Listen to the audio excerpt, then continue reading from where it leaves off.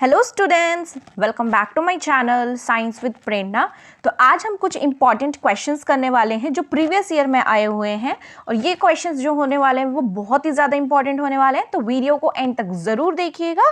तो चलिए वीडियो को शुरू करते हैं। कि a clear solution of slaked lime is made by dissolving the calcium hydroxide in an excess of water and this solution is left exposed to air. The solution slowly goes milky as a faint white precipitate forms. Explain why a faint white precipitate forms, then support your response with the help of a chemical equation. तो ये question क्या बोलता है कि जब हम slaked lime को that is calcium hydroxide को रिएक्ट कराते हैं, किसके साथ कराएंगे? कार्बन डाइऑक्साइड के साथ। और ये कार्बन डाइऑक्साइड कहाँ प्रेजेंट होती है? एटमॉस्फेयर में। तो जब वो रिएक्ट करते हैं तो क्या बनता है? कैल्शियम कार्बोनेट बनता है। और ये कैल्शियम कार्बोनेट जो बना है वो किस कलर का होता है? वाइट पीपीटी टाइप में होता है या फिर मिल्कीनेस होता है इसका। तो ये हुआ क्यों?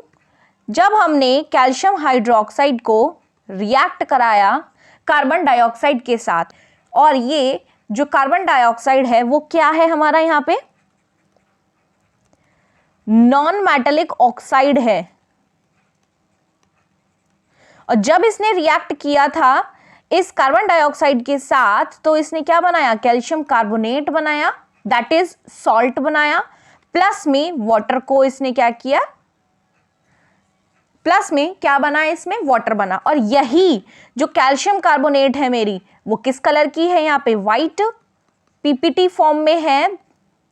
और वाइट पीपीटी मतलब क्या होता है कि ये बीकर के अंदर क्या हो जाएगा? सेटल डाउन हो जाएगा, पानी के साथ डिसॉल्व नहीं होगा। तो इसीलिए जो पानी जो होगा वहां पे वो फेंट हो जाएगा, वाइट पीपीटी बन जाएगी। आई होप आपको ये समझ आया होगा question. Now the next question is, यहां पे क्या दे रखा है कि एक हमें सेटअप दे रखा है। ये सेटअप क्या है? यहाँ पे हमने टाइटेनियम का एनोड लिया है और एक माइल्ड स्टील कैथोड लिया है। यहाँ से हमने किसको पास कराया है? ब्राइन सोल्यूशन को पास कराया है। और यहाँ से ब्राइन क्या कंटेन कर रहा है? यहाँ पे सोडियम हाइड्रोक्साइड को कंटेन कर रहा है। तो यहाँ से क्या बताना है हमें कि यहाँ पे कौन है? Na भी है, OH भी है, H2O भी है, मीन्स वाटर है। और यहाँ पे क्या है? और ये क्या है? हमारी एक आयन एक्सचेंज मेम्ब्रेन है। तो फर्स्ट क्वेश्चन क्या बोलता है कि आइडेंटिफाई करना है कि कौन सी गैस इवॉल्व हो रही है इस एनोड पे से और इस कैथोड पे से, जो हमने ये एक्सपेरिमेंटल सेटअप रखा है। नेक्स्ट क्वेश्चन क्या बोलता है? Name the process that occurs. उस प्रोसेस का नाम क्या है और उसको ऐसा क्यों बोला जाता है। थर्ड पार्ट, इलस्ट्रेट करना है हमें reaction of the process with the help of a chemical equation. ये जो एक्सपेरिमेंटल सेटअप है वो किसका है? कॉस्टिक सोडा का। यानी कि जब हम कॉस्टिक सोडा को प्रिपेयर करते हैं तो ये सेटअप रखते हैं। और इस सेटअप के अंदर होता क्या है कि जब हम इलेक्ट्रिसिटी पास करते हैं किसी एक्वा सॉल्यूशन के अंदर, और इस एक्वा सॉल्यूशन में क्या है? NaCl है, जिसको हमने क्या बोला? ब्राइन बोला है। तो जब हम इसमें इलेक्ट्रिसिटी पास कराते हैं तो क्या होता है? डीकम्पोज होता है और क्या बना देता है? सोडियम हाइड्रोक्साइड बनाता है। और जिस वजह से हम इस प्रोसेस को हम कौन सा बोलते हैं? क्लोर अल्कली बोलते हैं। तो क्लोर अल्कली बेसिकली क्या होता है? इसके अंदर हमने इलेक्ट्रोलिसिस कराया है NaCl का और H2O का, जो ब्रेकडाउन होता है किसके अंदर? Na पॉजिटिव के अंदर, Cl नेगेटिव के अंदर, या फिर H पॉजिटिव और OH नेगेटिव के अंदर। जो हमारे पॉजिटिव आयंस होते हैं, दैट इज जो हमारा Na होगा या H पॉजिटिव होगा वो किस तरफ जाना चाहेगा? नेगेटिव रॉड की तरफ। और जो नेगेटिव आयंस होंगे वो किस तरफ जाना चाहेंगे? पॉजिटिव रॉड की तरफ। सो दैट कि क्या हो जाएगा? उसमें अट्रैक्शन होता है। और हमें पता है कि एनोड पे क्या होता है? लॉस ऑफ इलेक्ट्रॉन होता है। और जहां पे भी लॉस ऑफ इलेक्ट्रॉन होता है दैट मीन्स कि उस जगह पे क्या होता है? ऑक्सीडेशन होता है। और कैथोड पे क्या होता है? गेन ऑफ इलेक्ट्रॉन होता है। और जब गेन ऑफ इलेक्ट्रॉन होगा तो वो क्या होता है? वहां पे रिडक्शन होता है। तो एनोड पे कौन जाता है? यहाँ पे जो हमारे नेगेटिव हैं, यानी कि ये Cl नेगेटिव और OH नेगेटिव, तो इन दोनों में से कौन जाता है इस एनोड पे? जो अकेला है, दैट मीन्स क्लोरीन है, क्योंकि OH नेगेटिव 2 है, पेयर में है, और जो भी रेस जो होती है वो सिंगल बंदा ही इजीली जीत पाता है रादर दैन द पेयर। तो इसीलिए एनोड पे कौन जाता है यहाँ पे? Cl नेगेटिव, और OH नेगेटिव जो होता है वो कहाँ रह जाता है हमारा? इस सॉल्यूशन के अंदर ही रह जाता है। बट वहीं अगर हम कैथोड की बात करें तो कैथोड पे भी कौन होते हैं? 2 होते हैं, यानी कि कौन कौन जाना चाहेगा? एक तो Na पॉजिटिव जाना चाहेगा कैथोड पे और एक H पॉजिटिव जाना चाहेगा। तो अब इन दोनों में से कौन जीतता है हमारा? H पॉजिटिव जीतता है। H पॉजिटिव क्यों जीतता है? क्योंकि इसको क्या चाहिए होते हैं? एक इलेक्ट्रॉन इसको चाहिए होता है, क्योंकि ये भूखा होता है। और तो Na पॉजिटिव जो होगा वो इस पानी के अंदर ही रह जाएगा, इस सॉल्यूशन के अंदर रह जाएगा, और यहाँ पे जाके कौन अटैच हो जाएगा? H पॉजिटिव आ जाएगा। किस पे? कैथोड पे। तो यहां से जब क्लोरीन होएगा तो इसीलिए यहां पे कौन सी गैस निकलती है हमारी? Cl2 गैस निकलती है, और कैथोड साइड से कौन सी गैस निकलती है? H2 गैस निकलती है। तो जब H2 गैस निकलती है और इस सॉल्यूशन के अंदर अब कौन रह जाता है? NaOH रह जाता है। ये हमारी बेसिक प्रिपरेशन होती है कॉस्टिक सोडा की। तो हमें गैसेस को आइडेंटिफाई करना था एनोड पे और कैथोड पे। एनोड पे कौन सी गैस हुई हमारी? क्लोरीन गैस, और कैथोड पे कौन सी गैस हुई? Hydrogen gas. Name the process that occurs, why is it called सो? उस प्रोसेस का नाम क्या था? क्लोर, पूरा नाम क्या है इसका? क्लोर अल्कली प्रोसेस। क्लोर अल्कली क्यों बोला जाता है? क्योंकि हमको प्रोडक्ट्स ऑब्टेन होते हैं, अल्कली ऑब्टेन होता है, दैट इज NaOH होता है, और क्लोरीन गैस मिलती है, और हमें हाइड्रोजन गैस भी मिलती है। अब उसकी रिएक्शन लिखनी है हमको, तो वो देख लेते हैं हम। तो इसकी रिएक्शन क्या बनती है? NaCl H2O, इसमें हमने क्या कराया है? इलेक्ट्रिक करंट पास कराया है। इलेक्ट्रिक करंट, जब इलेक्ट्रिक करंट पास कराया तो क्या बना इसके अंदर? सोडियम हाइड्रोक्साइड बना, यानी कि अल्कली बना, क्लोरीन गैस निकली और H2 गैस निकली।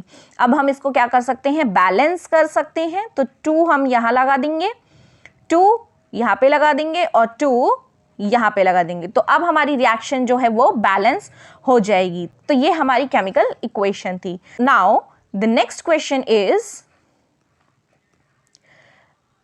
Rohit wants to erect an image of an object using a converging mirror of focal length 40 centimeter. First part, specify the range of distance where the object can be placed in front of mirror. Give reason for your answer. Second, will the image be bigger or smaller than the object? Third part, draw a ray diagram to show the image formation in this case. तो ये question क्या बोलता है कि रोहित को erect image चाहिए किसी object की यूजिंग अ कन्वर्जिंग मिरर। तो हमारे पास क्या है? एक कन्वर्जिंग मिरर है,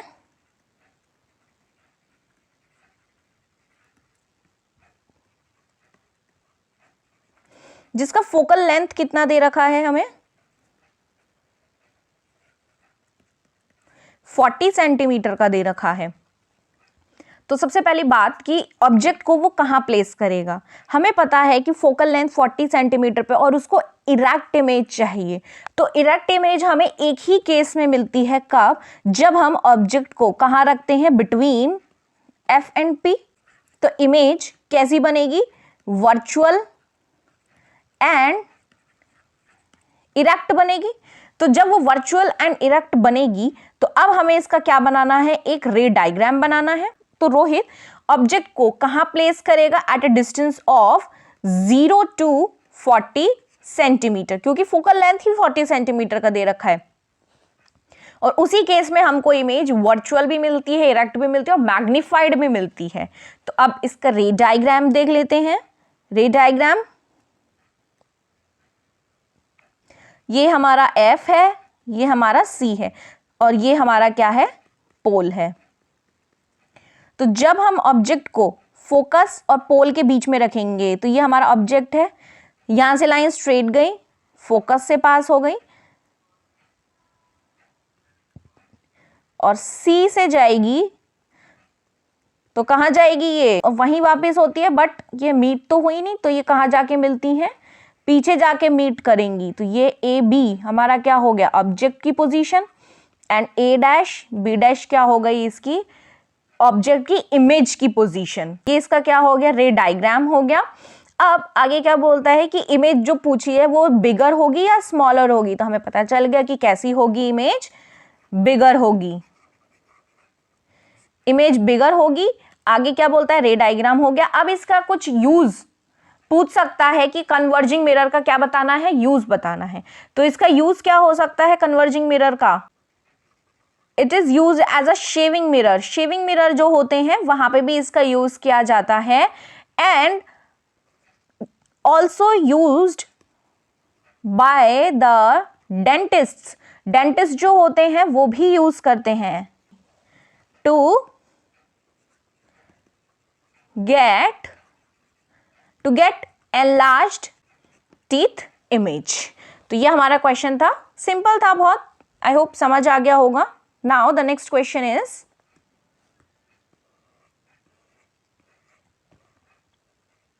a student fixes a sheet of white paper on drawing board.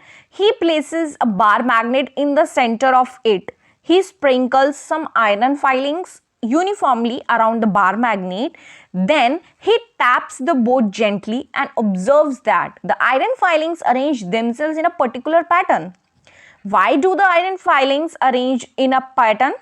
What does the crowding of iron filings at the end of the magnet indicates? And what does the lines along which the iron filings align represent? तो इस question में क्या बोलता है, तो जब उस student ने आयरन फाइलिंग्स को शीट ऑफ पेपर पे डाला तो उसने क्या किया, बार मैग्नेट को प्लेस कर दी in the center of it, और उसने स्प्रिंकल करी कुछ iron filings uniformly around the bar magnet, और फिर उसने उस बोर्ड को जेंटली टैप किया। तो उसने ऑब्जर्व क्या किया, एक पैटर्न ऑब्जर्व किया। और वो पैटर्न क्यों ऑब्जर्व हुआ था,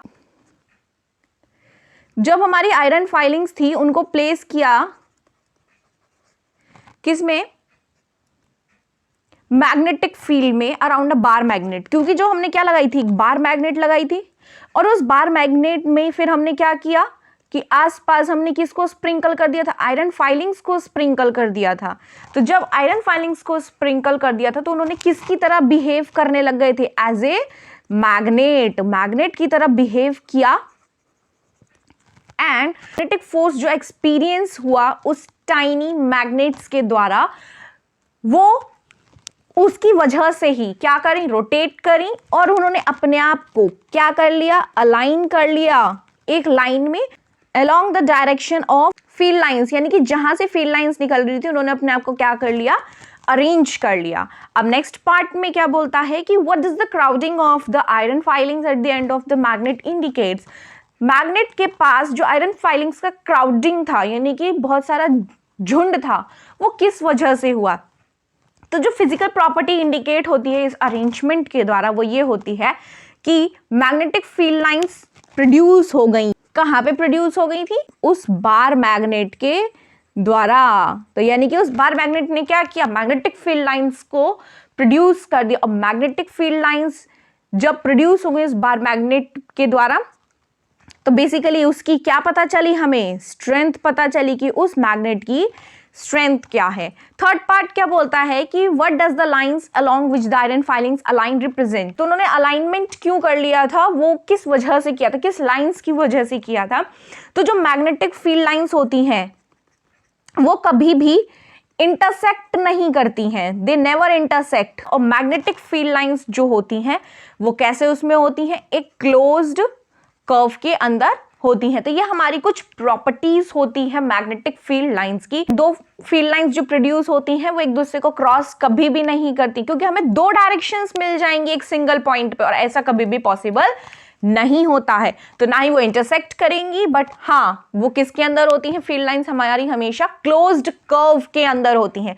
क्लोज कर्व में कैसे होती हैं ये हमें पता ही है कि जो नॉर्थ से, ये हमारी मैग्नेटिक फील्ड लाइंस कहां से प्रोड्यूस होती हैं, नॉर्थ से साउथ की तरफ, ये तो सबको पता ही है।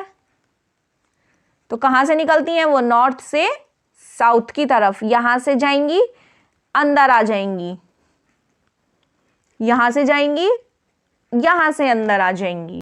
Now the next question is, Srishti heated ethanol with a compound A in presence of a few drops of concentrated sulfuric acid and observed a sweet smelling compound B is formed.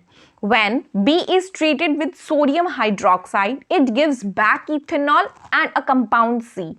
Identify A and C and give one use of each compound A and B. Write the chemical reactions involved and name the reaction. तो ये क्या बोलता है कि सृष्टि ने क्या किया? Heat किया इथेनॉल को with A compound A in presence of a few drops of concentrated sulphuric acid. तो यानी कि इसने क्या किया? इथेनॉल को रिएक्ट कराया किसी कंपाउंड ए के साथ। तो C2H5OH, इथेनॉल को हम किसके संग रिएक्ट कराएंगे? किसी कंपाउंड ए के साथ। अब वो कंपाउंड कौन है हमारा? यहाँ पे कार्बोक्सिलिक एसिड है।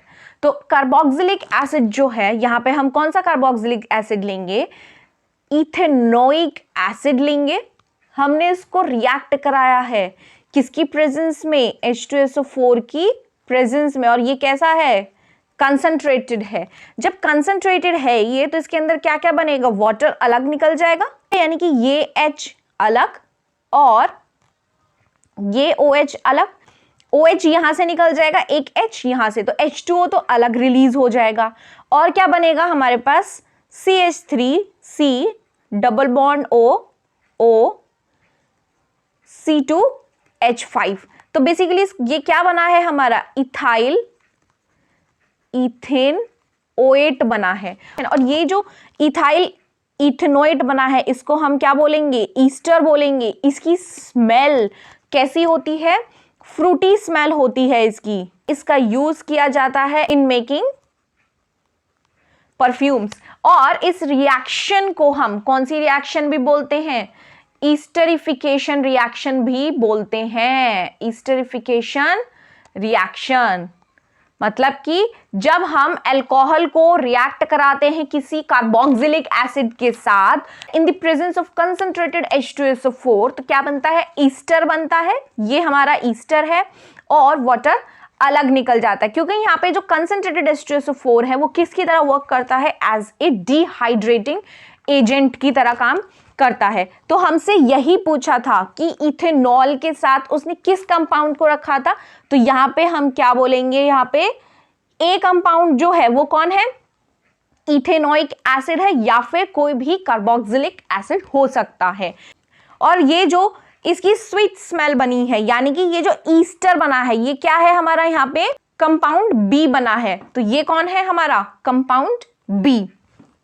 अब आगे क्या बोलता है कि when B is treated with sodium hydroxide, यानी कि जब हमने ईस्टर को, जो हमारा ईस्टर बना है, उसको रिएक्ट कराना है किसके साथ? सोडियम हाइड्रोक्साइड के साथ। तो हमको वो इथेनॉल दे देगा और एक कंपाउंड भी देगा जिसका नाम है C। तो वो हमको आइडेंटिफाई करना है कि कौन है। तो क्या करेंगे हम कि ईस्टर को जो बना है CH3COO C2H5, इसको रिएक्ट कराना है किसके साथ?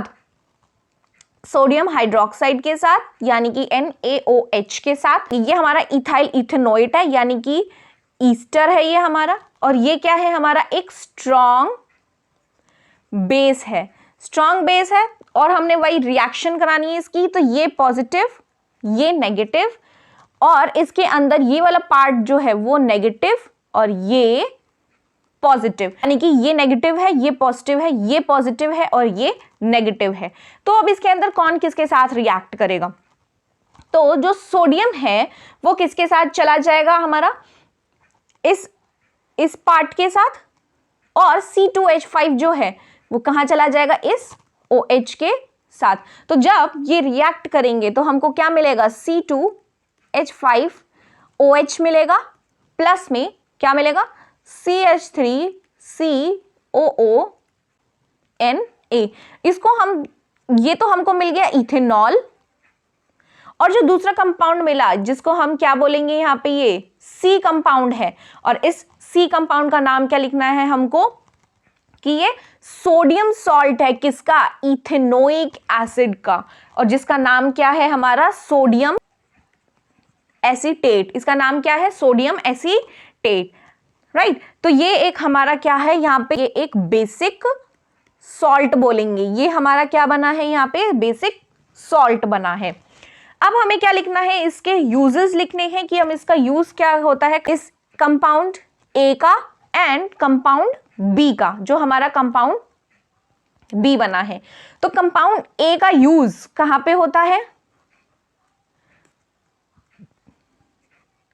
तो कंपाउंड ए जो है यानी कि CH3COOH जो है उसका यूज कहां होता है, डाइल्यूट सॉल्यूशन है ये हमारा, यूज किया जाता है, used as a vinegar in cooking, या फिर प्रिजर्वेटिव्स जो होते हैं, प्रिजर्वेटिव्स इन पिकल्स। बी का यूज क्या है, परफ्यूम्स बनाने के लिए या फिर फ्लेवरिंग एजेंट के रूप में इसका यूज होता है। हमारी जो ये वाली रिएक्शन भी थी, इस रिएक्शन को हम क्या बोलते हैं, इसका एक नाम भी है जिस रिएक्शन को हम बोलते हैं सेपोनिफिकेशन रिएक्शन। पहले वाली ये जो थी इसको हमने क्या बोला था, esterification. Now the next question is a substance X which is an oxide of group 2 element is used intensively in the cement industry. This element is present in bones also. On treatment with water, it forms a solution which turns red litmus to blue. Identify the X and also write the chemical reactions. तो यहाँ पे जो हमारा X substance है जो क्या है, एक ऑक्साइड है, किसका, ग्रुप 2 एलिमेंट का। तो X क्या है यहाँ पे, कैल्शियम ऑक्साइड है, जिसका नाम क्या होता है, क्विकलाइन, दैट इज CaO। और जब हम उसको क्या करते हैं, CaO को रिएक्ट कराते हैं वाटर के साथ, तो क्या बनता है यहाँ पे, कैल्शियम हाइड्रोक्साइड बनता है, और वो कैल्शियम हाइड्रोक्साइड जो होता है उसको हम क्या बोलते हैं, स्लेग्ड लाइम बोलते हैं। Now the next question is, a student observes the above phenomena in the lab as a white light passes through a prism. Among many other colors, he observed the position of the two colors red and violet. What is the phenomena called and what is the reason for the violet light to bend more than the red light? तो question क्या बोलना चाहता है कि student ने observe किया एक phenomena को लैब के अंदर कि जब व्हाइट लाइट को पास कराया प्रिज्म से, तो सारे अदर कलर्स जो थे उसने बस रेड एंड वॉयलेट की ही पोजीशन को देखा। ऐसा क्यों? तो उस फिनोमिना को उसने रेड और वॉयलेट को ही क्यों ऑब्जर्व किया, और फिनोमिना क्या नाम क्या है और रीजन क्या है, जो हमारी वॉयलेट लाइट होती है वो बेंड ज्यादा करती है देन द रेड लाइट। तो ये क्वेश्चन क्या बोलना चाहता है कि हम एक प्रिज्म से वाइट लाइट को पास कराते हैं, तो ये किस में बेंड होती हैं लाइट रेज, हमारी विबग्योर में ही होती हैं, बट उसने ऑब्जर्व रेड एंड वॉयलेट को ही किया था। बट ऐसा क्यों किया था? तो जो वॉयलेट लाइट थी हमारी वो ज्यादा बेंड करी देन द रेड। तो ऐसा क्यों होता है? क्योंकि जो वेवलेंथ होती है किसकी, रेड कलर की, वो ज्यादा होती है किससे, बाकी सारी जो होती हैं अमंग द अदर्स, यानी कि वेवलेंथ रेड की ज्यादा है किससे, वॉयलेट से। देयरफॉर तो जो उसकी बेंडिंग ऑफ लाइट रे होगी वो किसकी ज्यादा होगी, delta R less than delta we, that is तो बेंडिंग ऑफ लाइट रे किसका ज्यादा होएगा, वॉयलेट का। क्यों होगा? क्योंकि जो बेंडिंग ऑफ लाइट होता है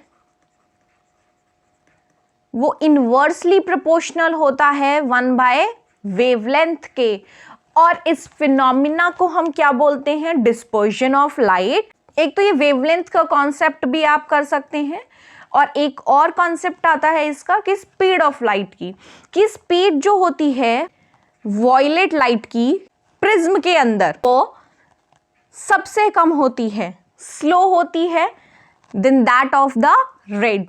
तो इसीलिए डेविएशन जो होगा वॉयलेट लाइट का वो बहुत ज्यादा होता है then that of the red one. तो इसीलिए वॉयलेट लाइट जो होती है वो मोर डेविएशन शो करती है, यानी कि बेंडिंग दिखाती है लाइट का, डेविएट ज्यादा करती है। ये कॉन्सेप्ट भी कर सकते हैं आप, अगर आपको ये स्पीड ऑफ लाइट के अकॉर्डिंग करना है तो ये भी कर सकते हैं। और फेनोमेना का नाम क्या है? Dispersion of light. Now the next question is the far point of a myopic person is 80 centimeter in front of the eye. What is the nature and power of the lens required to correct the problem? तो ये question क्या बोलता है कि far point जो है myopic person का वो 80 सेंटीमीटर है in front of the I, that is V कितना है इसका? -80, क्योंकि मायोपिक पर्सन है तो इसलिए -80 हो गया। और U क्या रहेगा इसका? इन्फिनिटी, यानी कि जो लाइट रेज आ रही हैं वो कहाँ से आ रही हैं? इन्फिनिटी से आ रही हैं। तो हमें क्या निकालना है? Nature and power of the lens required to correct the problem. तो सबसे पहले हमें क्या निकालनी पड़ेगी? इसकी फोकल लेंथ निकालनी पड़ेगी। और फोकल लेंथ कैसे निकालेंगे हम? 1/f is equals to 1/v minus 1/u। So 1/f is equals to 1/-80 minus 1/infinity। तो ये क्या बन जाएगा यहाँ पे? 1/f is equals to 1/-80। तो यहाँ से फोकल लेंथ कितना आ जाएगा हमारे पास, यानी कि फार पॉइंट जो आएगा वो कितना आ जाएगा? -80 सेंटीमीटर। जब ये -80 सेंटीमीटर आ गया तो अब हमें इसका क्या निकालना है? नेचर निकालना है लेंस का। तो लेंस का नेचर कैसे निकालेंगे? m की वैल्यू कैलकुलेट करनी पड़ेगी। m क्या निकलेगा यहाँ से हमारे पास? v/u। तो -80 डिवाइडेड बाय इन्फिनिटी, यानी कि इन्फिनिटी आ जाता है जिसको हम क्या बोल सकते हैं? 0 बोल सकते हैं। और 0 बोलेंगे तो यहाँ पे नेचर कैसा रहेगा इसका? डिमिनिश्ड। और कैसा रहेगा? पॉजिटिव में है तो यानी कि इरेक्ट प्लस वर्चुअल है, तो यानी कि वर्चुअल और इरेक्ट है। तो अब हमें क्या निकालनी है? पावर। पावर क्या होता है? 100/f। तो यानी कि -100/f की वैल्यू क्या थी? -80। तो कितना हो जाएगा ये? 0 से 0 कैंसिल, तो -10d/8, और जिसकी वैल्यू क्या आ जाएगी? -1.25 डायोप्टर। तो जब ये माइनस का 1.25 डायोप्टर है तो हमें कौन सा लेंस यूज करना पड़ेगा? डाइवर्जिंग लेंस यूज करना पड़ेगा, that is concave lens use करना पड़ेगा। ऑलराइट, चलिए तो next question, write the name given to be bases that are highly soluble in water. Give an example. Next, name the major constituents of soda acid fire extinguisher. Write the chemical reaction taking place in it. तो जो हमारे basis होते हैं जो water के अंदर highly soluble होते हैं वो है हमारा सोडियम हाइड्रोक्साइड, या फिर पोटेशियम हाइड्रोक्साइड, या फिर कैल्शियम हाइड्रोक्साइड। तो ये सारे जो होते हैं हमारे बेसिस वो हाईली सॉल्युबल होते हैं वाटर के अंदर। बेसिकली इनको हम क्या नेम देते हैं? अल्कली नेम देते हैं। नेक्स्ट क्वेश्चन क्या बोलता है कि मेजर कॉन्स्टिट्यूएंट्स क्या होते हैं सोडा एसिड फायर एक्सटिंग्विशर के, और उसके हमें क्या लिखनी है? रिएक्शन लिखनी है। तो सोडा फायर एक्सटिंग्विशर के जो मेन कंपोनेंट्स हैं वो है एक sodium hydrogen carbonate and dilute sulphuric acid. तो ये क्या है? हमारे मेजर कॉन्स्टिट्यूएंट्स हैं। अब इसकी हमको क्या लिखनी है? रिएक्शन लिखनी है। तो H2SO4 plus NaH CO3 gives sodium sulfate, that is Na2SO4 plus H2O plus और कार्बन डाइऑक्साइड रिलीज हो जाती है। और ये जो H2O होती है वो किस फॉर्म में होती है? वेपर्स की फॉर्म में होती है। इसको बैलेंस करना चाहें तो कर सकते हैं यहाँ पे हम कि यहाँ पे 2 लगा दें, 2H2O and 2CO2. Now the next question is, draw the pattern of magnetic field lines produced around a current carrying straight conductor. Straight conductor के द्वारा जो प्रोड्यूस होती हैं मैग्नेटिक फील्ड लाइंस वो बनानी है हमको, जो पास करेंगी किससे? Perpendicularly through the cardboard, and name, state and apply the rule to mark the direction of these field lines. तो इसका हमें कैसे बनाना है? हमें magnetic field lines basically produce करानी है किसके द्वारा? एक स्ट्रेट कंडक्टर के द्वारा। तो मैग्नेटिक फील्ड लाइंस हमको पता है वो किस फॉर्म में होती हैं? कंसेंट्रिक सर्कल्स में होती हैं मैग्नेटिक फील्ड लाइंस। अब जब ये कंसेंट्रिक सर्कल्स में है तो कैसे बनानी है?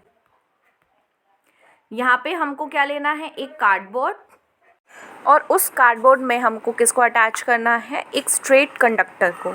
और स्ट्रेट कंडक्टर जो होगा वो वायर से कनेक्टेड होगा और उसको हमने बैटरी के साथ जोड़ देना है। जब बैटरी के साथ जोड़ देंगे तो that is, this is side negative and this side is positive. अब जब करंट फ्लो करेगा हमारा, वो positive to negative side flow करेगा। तो जब ये negative, positive to negative side flow करेगा तो अब हम क्या करेंगे कि अपने जिस साइड हमारा करंट फ्लो कर रहा है, ये क्या फ्लो कर रहा है? हमारा करंट फ्लो कर रहा है। तो जिस साइड करंट फ्लो करेगा उस साइड हमको क्या रखना है? राइट हैंड का थंब रखना है, और जो राइट हैंड की जो फिंगर्स हैं उनको अंदर की तरफ कर्ल करना है। तो यानी कि जो हमारी थंब की डायरेक्शन होगी वो हमको किसकी डायरेक्शन देगा? आई की डायरेक्शन, दैट इज करंट की डायरेक्शन देगा। और जब हम फिंगर्स को कर्ल करेंगे तो फिंगर्स कर्लिंग हमको किसकी डायरेक्शन देंगी? फिंगर्स कर्लिंग किसकी डायरेक्शन देंगी हमको? मैग्नेटिक फील्ड लाइंस की देंगी। तो जब हम अपने थंब को यहाँ पे ऐसे रखेंगे और जब कर्ल करेंगे ऐसे, तो हमारे कुछ ऐसे सर्कल्स बनेंगे हमारे। तो जब ऐसे सर्कल्स बनेंगे तो जब हम यहाँ पे थंब को रखेंगे तो पहले मैग्नेटिक फील्ड लाइंस अंदर जाएंगी और फिर इस साइड आएंगी, फिर इधर जाएंगी, फिर यहाँ से आएंगी, यानी कि पहले इस साइड जाएंगी और फिर बाहर की तरफ आएंगी। दैट इज एंटी क्लॉकवाइज होएगी इनकी डायरेक्शन। तो यानी कि मैग्नेटिक फील्ड लाइंस की जो डायरेक्शन होगी वो कैसी होगी? एंटी क्लॉकवाइज होगी। मैग्नेटिक फील्ड लाइंस जो प्रोड्यूस होती हैं वो डायरेक्टली प्रोपोर्शनल होती हैं करंट के, और इन्वर्सली प्रोपोर्शनल होती हैं डिस्टेंस फ्रॉम द कंडक्टर। जितना ज़्यादा डिस्टेंस होगा मैग्नेटिक फील्ड लाइंस उतनी कम हो जाएंगी, यानी कि डिस्टेंस बढ़ा देंगे तो मैग्नेटिक फील्ड लाइंस कम हो जाएंगी। और हमको क्या बताना था? उसका नाम बताना था। तो नाम क्या है यहाँ पे इसका? Right hand thumb rule.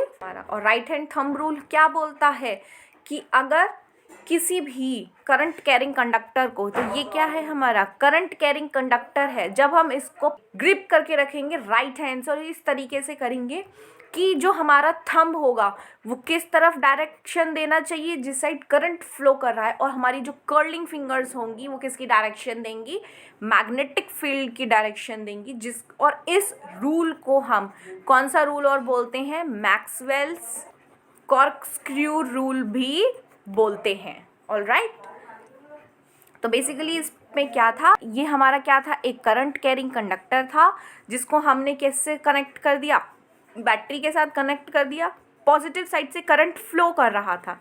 तो जब पॉजिटिव साइड से करंट फ्लो किया तो हमने क्या किया? यहाँ पे अपने राइट हैंड को रखा। जब हम राइट हैंड को रखेंगे तो यानी कि राइट हैंड का ये ऐसे कुछ थंब आ जाएगा,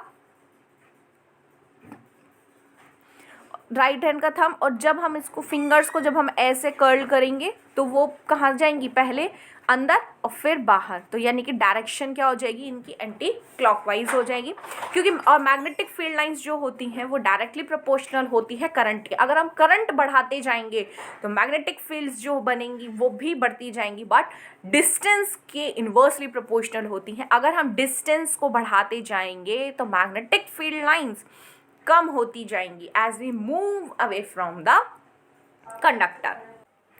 Now the next question is, what are hydrocarbons? Name the two categories in which these compounds may be classified. तो हाइड्रोकार्बन्स क्या होते हैं और किन दो कैटेगरीज में उनको क्लासिफाई किया जाता है वो बताना है हमें। हाइड्रोकार्बन्स क्या होते हैं? ऐसे ऑर्गेनिक कंपाउंड्स जिसके अंदर सिर्फ और सिर्फ क्या होते हैं, hydrogen and carbon, like CH4, C2H6, C2H4, C2H2 etcetera. तो जितने भी हाइड्रोकार्बन्स होते हैं हमारे, उनके अंदर सिर्फ और सिर्फ क्या प्रेजेंट होगा, हाइड्रोजन एंड कार्बन प्रेजेंट होगा।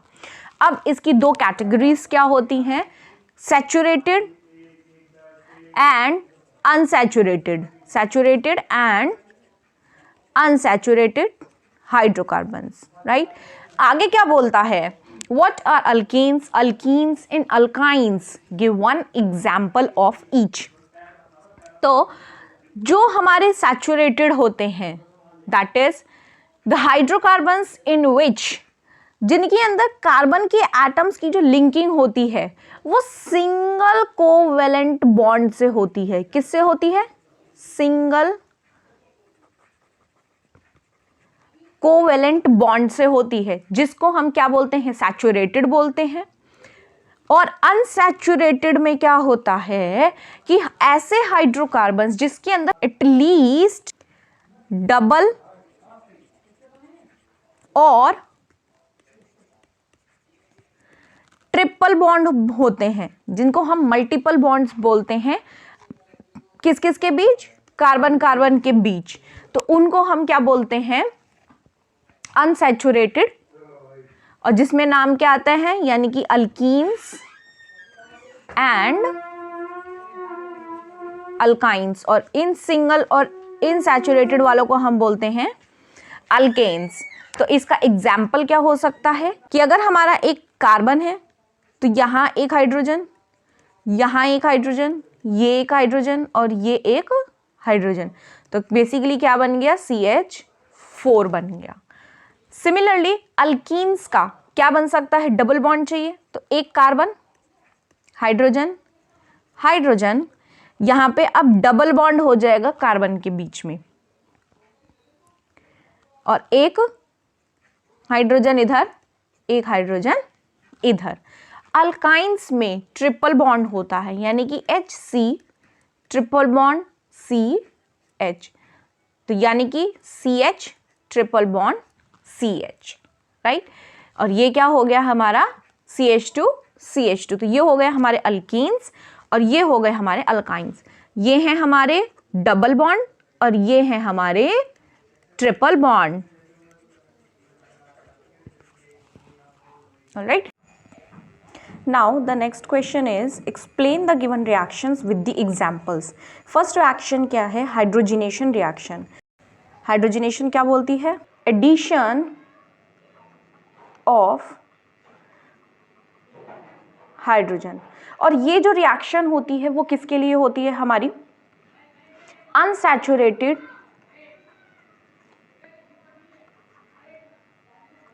हाइड्रोकार्बन्स के लिए, यानी कि जो हमारे अनसैचुरेटेड हाइड्रोकार्बन्स होंगे उनके लिए ये रिएक्शंस होती है। और जब हम एडिशन कर दें हाइड्रोजन का इन द प्रेजेंस ऑफ द निकल एज अ कैटलिस्ट, ठीक है, तो यानी कि जहाँ पे भी हम कैटलिस्ट का यूज़ करेंगे, सपोज मेरे पास क्या है, इथीन है, CH2 डबल बॉन्ड CH2, ये क्या है, इथीन है। तो अब क्या कराना है हमको, इसका हाइड्रोजिनेशन कराना है, मीन्स H2 का ऐड करना है इन द प्रेजेंस ऑफ निकल, पैलेडियम, एंड प्लैटिनम। तो ये सारे हमारे क्या हैं, कैटलिस्ट हैं। और कैटलिस्ट क्या होता है, जो हमारी रिएक्शन को क्या करता है, फास्ट कर देता है। फास्टली रिएक्शन होती है उसको हम बोलते हैं कैटलिस्ट। तो यहाँ पे क्या बन जाएगा कि एक हाइड्रोजन जो है मेरा वो इस कार्बन के साथ आ जाएगा और एक हाइड्रोजन जो है वो इस कार्बन के साथ आ जाएगा। तो यहाँ पे क्या बन जाएगा,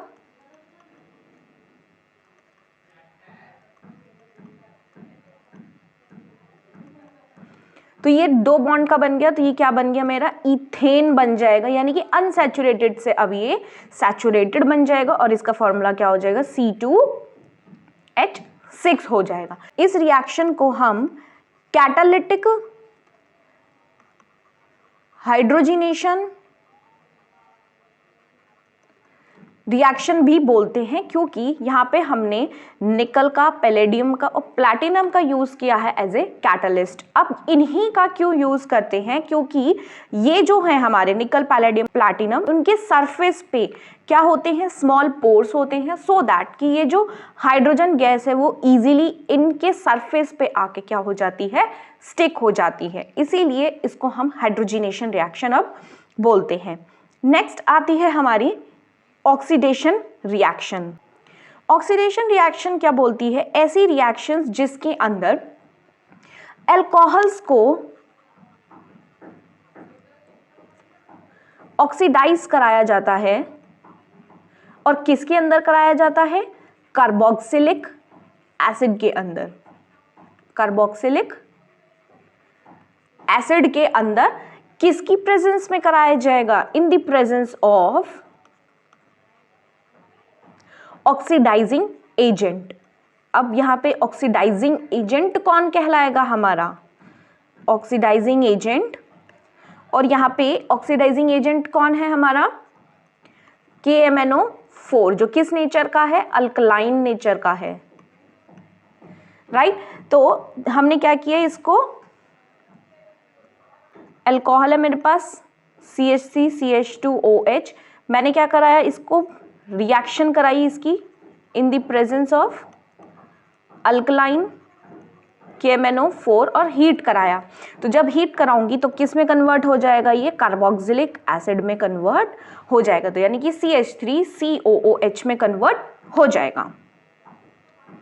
now the next is substitution reaction. Substitution reaction, तो अब ये सब्स्टिट्यूशन रिएक्शन क्या बोलती है, ऐसी रिएक्शन जिसके अंदर डायरेक्ट रिप्लेसमेंट होती है। डायरेक्ट रिप्लेसमेंट होती है, यहाँ पे या तो हमारा डिस्प्लेसमेंट होएगा या फिर सब्स्टिट्यूशन होगा। नाम यही बोला जा रहा है इसका। तो डायरेक्ट रिप्लेसमेंट होती है किसी एटम की या फिर ग्रुप ऑफ एटम्स की इन एन ऑर्गेनिक मॉलिक्यूल, या तो किसी अलग एटम से होगी या फिर उसी का जो ग्रुप ऑफ एटम्स है उसी के साथ होगी, without any change in the rest of the molecule. यानी कि जो हमारा बाकी का जो मॉलिक्यूल है उसके अंदर कोई भी चेंज नहीं होगा। तो यहाँ पे एक हमको क्या दे रखा है, RX विच इज कंपाउंड, और उसकी रिएक्शन करानी है हमें Y के साथ। ये भी एक कोई एटम है। तो यहाँ पे Y जो होगा मेरा वो क्या कर देगा, इस X को रिप्लेस कर देगा। और जब वो उसको रिप्लेस करेगा तो क्या बना देगा, RY प्लस X अलग हो जाएगा। तो ये रिएक्शन जो होती है वो सिर्फ सैचुरेटेड कंपाउंड्स के लिए होती है। इसके एग्जाम्पल क्या हो सकता है, क्लोरीनेशन ऑफ मीथेन। मेरे पास क्या है, मीथेन है, इसको हमने क्या कराया, क्लोरीनेशन कराया, मींस Cl2 गैस। तो यहाँ से ये यहाँ चला जाएगा और एक हाइड्रोजन इसके जगह पे आ जाएगा। और यहाँ पे जो क्लोरीन है हमारे पास वो एक्सेस में नहीं है, दैट इज। और सनलाइट की प्रेजेंस में जब हमने उसको क्या कराया, हीट कराया, सनलाइट की प्रेजेंस में, सनलाइट से उसको क्या मिली, हीट मिली। तो यहाँ से क्या बना देगा, उसकी हाइड्रोजन की पोजीशन को वो ले लेगा और यहाँ से अलग क्या निकाल देगा, HCl। और इसका नाम क्या है, तो क्लोरोमीथेन बना लेगा। अब सपोज करो कि मेरे पास जो क्लोरीन है वो एक्सेस में है। अब तो जब ये एक्सेस के अंदर है तो अब अगेन ये क्या करेगा, इस हाइड्रोजन को रिप्लेस कर देगा। अब जब इसको रिप्लेस करेगा तो क्या बन जाएगा, यहां पे मेरा Cl आ जाएगा और एक Cl मेरे पास ऑलरेडी था और HCl फिर निकाल देगा ये रिलीज, तो उसको मैं क्या बोल दूंगी, ये die chloro methane, right. Again अगर मेरे पास और एक्सेस में मेरे पास क्लोरीन है तो यहाँ पे क्या बन जाएगा, दोबारा से एक हाइड्रोजन को वो अगेन रिप्लेस कर देगा और फिर वो Cl के संग रिएक्ट करेगा, तो क्या बन जाएगा ये, तो जब इसको रिएक्ट कर देगा तो यहां क्या बन जाएगा मेरा, ट्राइक्लोरो मीथेन बन जाएगा, जिसको मैं क्या बोलूंगी, क्लोरोफॉर्म बोलूंगी। और मेरे पास ये और भी ज्यादा मात्रा में है, तो ज्यादा मात्रा में होगा तो क्या हो जाएगा, यहाँ पे अगेन एक और हाइड्रोजन को ये रिप्लेस कर देगा। तो अब इसके पास हाइड्रोजन की जगह पे कौन है, सारे के सारे एटम्स क्लोरीन के हैं, तो क्लोरीन के हैं तो इसका नाम क्या बन जाएगा, ये अब carbon tetra chloride, carbon tetra chloride, या फिर पायरीन नाम भी हो जाएगा, जिसको हम क्या बोलेंगे, CCl4। और यहाँ पे इसी पायरीन का यूज किया जाता है एज ए फायर एक्सटिंग्विशर में। यहाँ पे फायर का मतलब क्या होता है, फायर, और इन का मतलब क्या होता है, to extinguish, right. Now next reaction आती है अब सपोनिफिकेशन रिएक्शन। इसके अंदर हम क्या करते हैं, ईस्टर को, जो हमारा ईस्टरफिकेशन में ईस्टर प्रोड्यूस हुआ होता है, उस ईस्टर को रिएक्ट कराते हैं सोडियम हाइड्रोक्साइड के साथ, और क्या बना देता है, वो सोडियम सॉल्ट बनाता है। सोडियम सॉल्ट बनाता है किसका, एसिड्स का या फिर अल्कोहल्स का। तो मेरे पास यहाँ पे क्या बना था, ईस्टरिफिकेशन में इथाइल इथेनोइड बना था, CH3COO C2H5 प्लस NaOH, ये positive, OH negative, then C2H5OH के साथ अटैच हो जाएगा एंड CH3COO Na के साथ। तो यहाँ पे हमको क्या मिल जाएगा, इथेनॉल मिल जाएगा C2H5OH, और सोडियम एसीटेट मिल जाएगा, जो एक बेसिक सॉल्ट है, और इसका यूज सोप को प्रिपेयर करने में भी किया जाता है। Now the next is combustion reaction. Combustion reaction क्या बोलती है, द रिएक्शंस इन विच, जिसके अंदर कंपाउंड्स को बर्न कराया जाता है विद, किसके साथ करते हैं वो, ऑक्सीजन के साथ। जब वो ऑक्सीजन के साथ बर्न करेंगे तो वो क्या करेंगे, लिबरेट करेंगे a large amount of heat and light. Suppose मेरे पास क्या है, मीथेन है, जब मैं उसको रिएक्ट कराऊंगी ऑक्सीजन के साथ तो क्या बनेगा, कार्बन डाइऑक्साइड, वाटर बनेगा, हीट एंड लाइट मिलेगी हमें। तो ये कैसी रिएक्शन है, कंबशन। अब हम इसको बैलेंस कर सकते हैं, यहाँ 2 लगा सकते हैं और यहाँ पे 2 लगा सकते हैं। तो ये होती है हमारी combustion reaction. Alright, I hope आपको ये समझ आया होगा। चलिए तो नेक्स्ट क्वेश्चन की तरफ बढ़ते हैं। अब calculate the resistance of the wire using the graph. तो ये हमें ग्राफ दे रखा है, उसको देख के हमें क्या निकालना है, रेजिस्टेंस निकालना है। तो रेजिस्टेंस क्या होता है, हमें पता है कि वोल्टेज किसके बराबर होती है, V is equals to IR। V is equals to IR, तो रेजिस्टेंस किसके बराबर हो जाएगी, V डिवाइडेड बाई I। और यहाँ से वोल्टेज कितनी है हमारे पास, 2 की है, 2V डिवाइडेड बाय, और करंट कितना है 0.1 एम्पियर का, यहाँ से पॉइंट हटाया इंटू 10, तो कितना आ जाएगा, 20 ओम का रेजिस्टेंस आ जाएगा। नेक्स्ट पार्ट क्या बोलता है, how many 176 ohm resistors in parallel. तो यानी are required to carry 5 ampere on a 220 volt line. तो यानी कि कितने 176 ओम के रेजिस्टर्स लगेंगे पैरेलल के अंदर सो दैट कि करंट 5 एम्पियर हो जाए और 220 वोल्ट की लाइन के अंदर, राइट। एक रेजिस्टर का कितना रेजिस्टेंस है? 176 ओम। करंट कितना है? 5 एम्पियर। पोटेंशियल डिफरेंस कितना है इसका? 220 वोल्ट। तो अगर हम टोटल रेजिस्टेंस की बात करें सर्किट के अंदर, वो किसके बराबर हो जाएगा? टोटल सर्किट का होगा, तो यानी कि V by I 220 divided by 5, जो किसके बराबर आ जाएगा? 44 ओम के बराबर।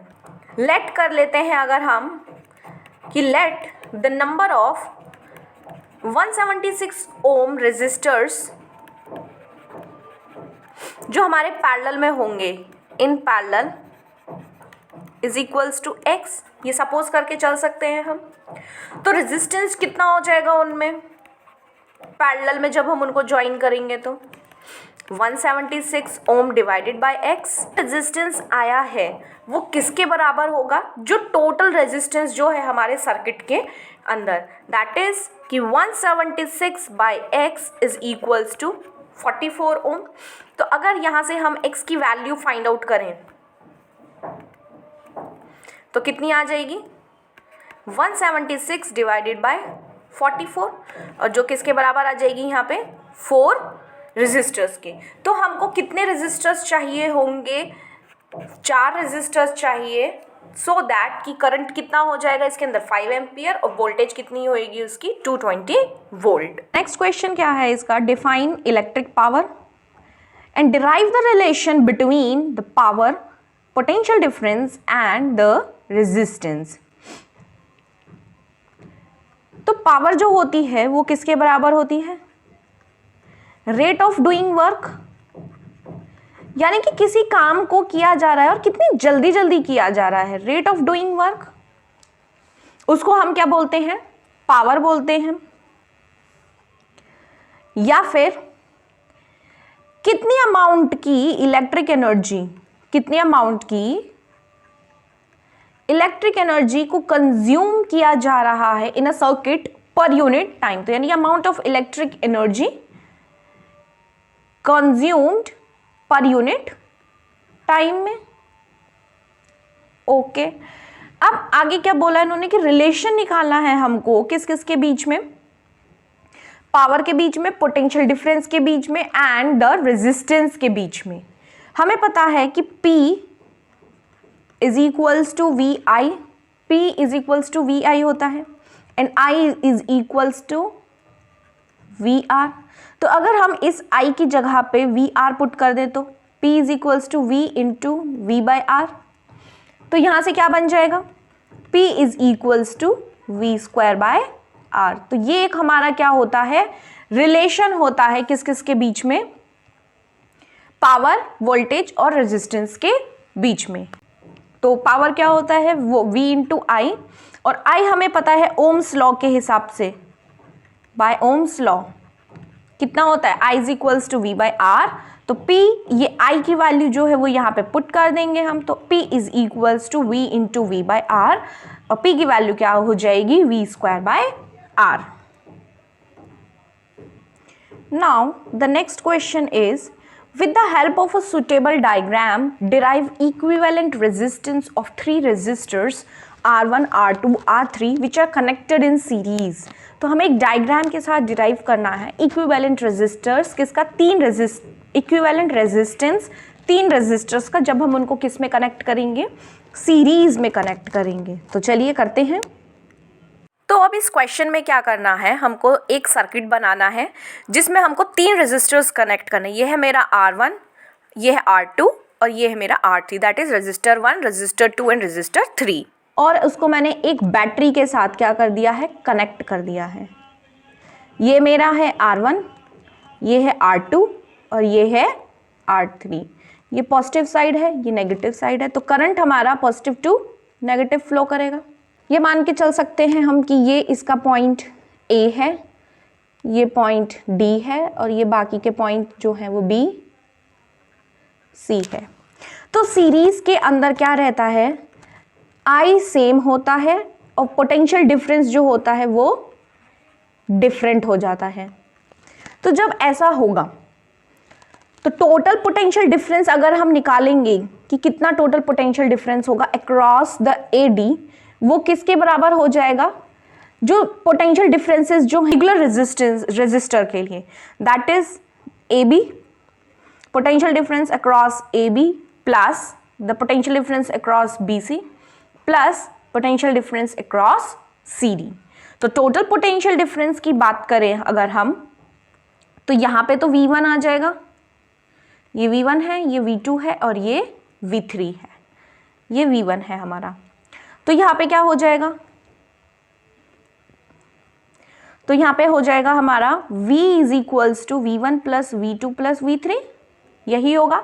तो ये हो गया हमारा टोटल पोटेंशियल डिफरेंस और V1 हो गया हमारा AB के अक्रॉस, V2 हो गया BC के अक्रॉस एंड V3 हो गया CD के अक्रॉस। नाउ अगर हम V1, V2, V3 particular values निकालें तो V1 किसके बराबर हो जाएगा, IR1 by the Ohm's law. Similarly V2 is equals to IR2 and V3 is equals to IR3। और ये सारा कहाँ से आया है हमारा, बाय ओम्स लॉ। तो अब हम इसकी वैल्यूज पुट कर देंगे, तो V is equals to IR1 plus IR2 plus IR3। तो ये किसके बराबर हो जाएगा हमारा, और ये वोल्टेज जो होता है वो टोटल वाला किसके बराबर होता है, IR के। तो IR is equals to IR1 plus IR2 plus IR3। इसमें से हम I को कॉमन ले सकते हैं, तो R1 plus R2 plus R3 और ये I से I कैंसिल। तो जब ये कैंसिल हो जाएगा तो क्या बचेगा, अब हमारे पास R is equals to R1 plus R2 plus R3। तो ये हमारा टोटल रेजिस्टेंस आ जाएगा 3 अलग अलग रेजिस्टर्स का, जब हमने उसको किस में कनेक्ट किया है, सीरीज में कनेक्ट किया है। तो यहाँ पे जो हमारा इक्विवेलेंट यानी कि ये जो रेजिस्टेंस आता है वो ग्रेटर होता है, यानी कि R की वैल्यू जो होती है वो ग्रेटर होती है किससे, जो उसके इक्विवेलेंट रेजिस्टर्स होते हैं।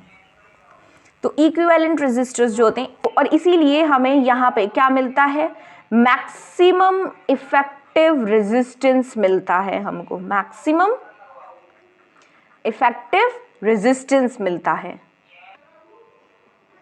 अब नेक्स्ट पार्ट क्या बोलता है ये क्वेश्चन में, fuse of 3 ampere, 5 ampere and 10 ampere are available. हमारे पास इस 3 टाइप्स के फ्यूज अवेलेबल हैं, तो हमें कैलकुलेट करना है और सेलेक्ट करना है फ्यूज को for operating iron of 1 kilowatt power at 220 volt line. तो यानी कि 220 वोल्ट लाइन के लिए हमें क्या करना है, सेलेक्ट करना है कि कौन सा फ्यूज सही रहेगा। पावर कितना दे रखा है यहाँ पे, 1 किलोवाट, और 1 किलोवाट में कितना वाट होता है, 1000 वाट होता है, ठीक है। वोल्टेज यानी कि पोटेंशियल डिफरेंस कितना दे रखा है यहाँ पे, 220 वोल्ट, और पावर की वैल्यू क्या होती है, P is equals to V I। यहाँ से हम किसकी वैल्यू फाइंड आउट कर सकते हैं, I की, तो I is equals to P by V। P कितना है, 1000 डिवाइडेड बाय 220, एक जीरो से एक जीरो कैंसिल, और इसको जब हम डिवाइड करेंगे तो कितना आ जाएगा, 4.54 एम्पियर। तो इतने करंट के लिए अब हम इन तीनों में से कौन सा वाला सही रहेगा, क्या 3 एम्पियर वाला सही रहेगा, नो, क्योंकि इसकी अगर हमारे पास करंट ही 4.54 एम्पियर का आ रहा है और फ्यूज हमने छोटा सा लगा दिया, तो क्या वो उसका लोड ले पाएगा, नहीं ले पाएगा।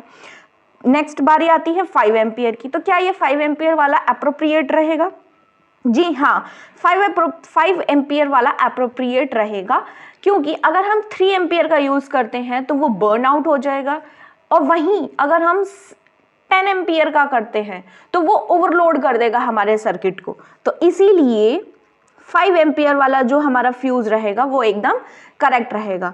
3 एम्पियर वाले से क्या हो जाएगा, फ्यूज जो है वो बर्न आउट हो जाएगा, और अगर हम 10 एम्पियर वाला लेंगे तो उससे क्या हो जाएगा, ओवरलोडिंग हो जाएगी, क्योंकि हम बड़ा लगा देंगे ना तो वो तो लगाना नहीं है, हमको उसके एप्रोप्रिएट लगाना है, बिल्कुल उसके नियरेस्ट वाला लगाना है। तो 5 एम्पियर वाला एकदम करेक्ट है। Now the next question is What type of chemical reactions are represented by the following equations? ये हमको कुछ equations दे रखी हैं और हमें बताना है कि किस टाइप की रिएक्शन है। तो जो फर्स्ट वाली रिएक्शन है वो कौन सी रिएक्शन है? डिस्प्लेसमेंट रिएक्शन है। जैसा कि आप देख ही सकते हैं कि यहाँ पे A प्लस बी सी है, तो इस A ने क्या किया, इस B को हटा दिया, लात मार दी और B की पोजीशन ले ली और B को अलग कर दिया। तो ये डिस्प्लेसमेंट रिएक्शन है। क्यों हुआ होगा ऐसा? क्योंकि इसके अंदर A हमारा ज़्यादा रिएक्टिव रहा होगा रादर दैन B। इसका एग्जाम्पल अगर हम चाहें तो कर सकते हैं कि कॉपर सल्फेट प्लस आयरन, अगर हमने इसकी रिएक्शन कराई तो क्या बनेगा? आयरन अब यहाँ पे मोस्ट रिएक्टिव है rather than the copper according to the reactivity series. तो क्या बन जाएगा? ये आयरन सल्फेट बन जाएगा और कॉपर अलग निकल जाएगा।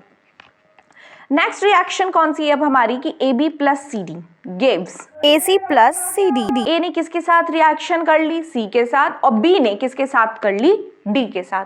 तो ये एक हमारी कैसी रिएक्शन है? तो ये वाली एक हमारी डबल डिस्प्लेसमेंट रिएक्शन है, क्योंकि यहाँ पे 2 बार डिस्प्लेसमेंट हो रही है, तो डबल डिस्प्लेसमेंट रिएक्शन। एग्जाम्पल ले सकते हैं इसका हम, copper sulphate plus sodium hydroxide. तो डबल डिस्प्लेसमेंट रिएक्शन क्या होती है, एक बार वो देख लेते हैं हम कि ऐसे रिएक्शंस जिसके अंदर 2 अलग अलग एटम्स या फिर ग्रुप ऑफ एटम्स जो हो वो डिस्प्लेस कर दें दूसरे एटम को या फिर ग्रुप ऑफ एटम्स को, एक नया ही कंपाउंड क्रिएट हो जाए हमारा, तो उसको हम क्या बोलते हैं? Double displacement reaction. तो अब यहाँ पे क्या बन जाएगा? सोडियम किसके साथ रिएक्ट कर लेगा? इस सल्फेट के साथ। तो क्या बन जाएगा? ये Na2SO4 which is sodium sulphate plus, और कॉपर किसके साथ कर लेगा रिएक्शन? हाइड्रोक्साइड के साथ, और क्या बना देगा? ये कॉपर हाइड्रोक्साइड बना देगा। और ये रिएक्शन मैंने आपको फर्स्ट चैप्टर में भी कराई हुई है, अगर आपको वो देखनी है तो मैं आपको उसका लिंक दे दूंगी, तो आप वहां से देख सकते हैं। तो चलिए next question. A lens of focal length 5 cm is being used by Debashri in the laboratory as a magnifying glass. Her least distance of distinct vision is 25 cm. What is the magnification obtained by using the glass? And she keeps a book at a distance of 10 cm from her eyes and tries to read. She is unable to read. So what is the reason for this? ये question क्या बोलता है कि एक lens है हमारे पास जिसका focal length कितना है? 5 सेंटीमीटर, जो किसने यूज किया है? देबाश्री ने यूज किया लेबोरेटरी में एज अ मैग्नीफाइंग ग्लास, और उसका लीस्ट डिस्टिंक्ट विजन जो है, डिस्टेंस जो है डिस्टिंक्ट विजन का, वो 25 सेंटीमीटर है। तो सबसे पहले हमें मैग्निफिकेशन निकालनी है। यहाँ पे इसका फोकल लेंथ कितना है? 5 सेंटीमीटर। इमेज का डिस्टेंस कितना है यहाँ पे, यानी कि V माइनस का 25 सेंटीमीटर। फोकल लेंथ हमारा पॉजिटिव है और इमेज जो बन रही है यानी कि डिस्टिंक्ट विजन जो लीस्ट डिस्टेंस है वो है -25। हमें क्या निकालना है? मैग्निफिकेशन निकालनी है। तो according to lens formula 1/f is equals to 1/v minus 1/u। 1/u is equals to 1/v minus 1/f। 1/v की वैल्यू 1/-25 माइनस 1/5। अगर हम इसका अब एलसीएम लेंगे तो कितना हो जाएगा? 25। ये कितना हो जाएगा? -1 और 5 5 ज़ा 25, 5 × 1 5 -5। तो 1/u कितना आ जाएगा यहाँ पे? -6/25। तो u की वैल्यू कितनी हो जाएगी यहाँ से? माइनस का 25/6। तो ये आ गया हमारे पास u की वैल्यू। अब हमको क्या कैलकुलेट करना है? मैग्निफिकेशन। मैग्निफिकेशन क्या होता है? m is equals to v/u। v की वैल्यू कितनी है -25 और u की वैल्यू कितनी है -25/6 which is -25 × 6 divided by minus का 25। ये कैंसिल, माइनस से माइनस कैंसिल, तो यहाँ पे वैल्यू क्या आ जाएगी 6 आ जाएगी मैग्निफिकेशन की वैल्यू। और यहाँ पे जब 6 आई है तो अगर हम नेचर निकालना चाहें कि नेचर क्या होगा हमारी इमेज का, पॉजिटिव है that is erect and virtual है, और 1 से बड़ी है दैट इज एनलार्ज्ड भी होगी इमेज। ऑलराइट, अब उसने क्या बोला था कि she keeps a book at a distance of 10 centimetre. उसने 10 सेंटीमीटर पर बुक रखी अपनी आंखों से दूर और उसने पढ़ने की कोशिश की, लेकिन वो नहीं पढ़ पाई क्योंकि उसका जो लीस्ट डिस्टिंक्ट विजन है वो कितना है 25 सेंटीमीटर का। तो यानी कि 25 सेंटीमीटर होना चाहिए, वो तभी देख पाएगी, एल्स वो नहीं देख पाएगी। Now the last question is how will you use two identical prism so that a narrow beam of white light incident on one prism emerges out of a second prism as a white light. How will you do this? तो हमें क्या करना पड़ेगा इसके लिए, इसको हम बोलते हैं रिकॉम्बिनेशन ऑफ डिस्पर्स्ड लाइट। तो ये कैसे होता है, ये हमें क्या करना है, 2 प्रिज्म लेने हैं, एक को रखना है हमें सीधा और एक को रखना है हमको इन्वर्टेड। ये है हमारा इरेक्टेड प्रिज्म और ये है इन्वर्टेड प्रिज्म। यहां से white light I that is incident ray है, ये हमारी 7 कलर्स में क्या हुई, डिस्पर्स हुई। जाना सीधी चाहिए थी लेकिन ये सीधी ना जाके कहाँ गई, थोड़ी सी डेविएट हो गई।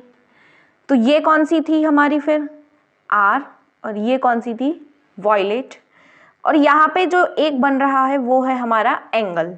नेक्स्ट इज जब ये डेविएट हुई तो ये क्या करेगी, यहाँ गई, सिमिलरली ये वॉयलेट वाली यहाँ पे गई। अब इन दोनों ने क्या किया, मर्ज कर लिया एक दूसरे को। जब ये मर्जिंग में गई तो ये ऐसे हो गई और ये ऐसे हो गई। तो ये हमारी आर है और ये हमारी वी है। ये हमारा था इरेक्टेड प्रिज्म और ये भी ये क्या है हमारा एंगल। तो ये हमारा क्या है, एंगल ऑफ प्रिज्म है ये, यानी कि प्रिज्म में जो एंगल बन रहा है ये भी हमारा एंगल ऑफ प्रिज्म है और ये भी हमारा एंगल ऑफ प्रिज्म है। जब ये यहाँ से बाहर रिफ्लेक्ट होंगी तो कैसी जाएंगी, ये सिर्फ एक ही वाइट लाइट में होगी और ये क्या रही होगी, हमारी स्क्रीन रही होगी। तो ये जो आई है हमारी अगेन, इसको हम क्या बोलेंगे, वाइट लाइट बोलेंगे। और जो एंगल ऑफ डिफ्लेक्शंस होते हैं दोनों प्रिज्म में वो इक्वल होने चाहिए। एंगल ऑफ डिफ्लेक्शंस जो होने चाहिए ऑफ 2 प्रिज्म वो इक्वल होने चाहिए, इक्वल भी और ऑपोजिट भी होने चाहिए। पहले प्रिज्म से व्हाइट लाइट ने क्या किया, अपने आप को स्प्लिट किया इन 7 कलर्स के अंदर due to the different angles of deflection थे। नाउ सेकंड जो हमने इन्वर्टेड प्रिज्म रखा था उसने इन डिफ्लेक्टेड लाइट रेस को क्या कर दिया था, कंबाइन कर दिया था एक सिंगल रे के अंदर, और फिर कलर्स, ये सारे की सारे कलर्स थे वो अगेन क्या हो गए थे, कंबाइन हो गए थे, और जिसने हमको क्या दे दी, एक वाइट लाइट दे दी एज द इमर्जेंट लाइट। ये हमारी कैसी लाइट रे आई है, emergent light. Alright, I hope आपको ये सारा अच्छे से समझ आया होगा, और अगर किसी को कहीं भी कुछ परेशानी है तो आप मुझको कमेंट बॉक्स में बता सकते हैं। आज की वीडियो के लिए इतना ही। अब हम अपनी नेक्स्ट वीडियोस में मिलेंगे एंड मैं आप सभी के लिए ऐसे ही अच्छे अच्छे क्वेश्चंस लेके आती रहूँगी। एंड प्लीज़ मेरे चैनल को सपोर्ट कीजिए। Till then take care and bye bye.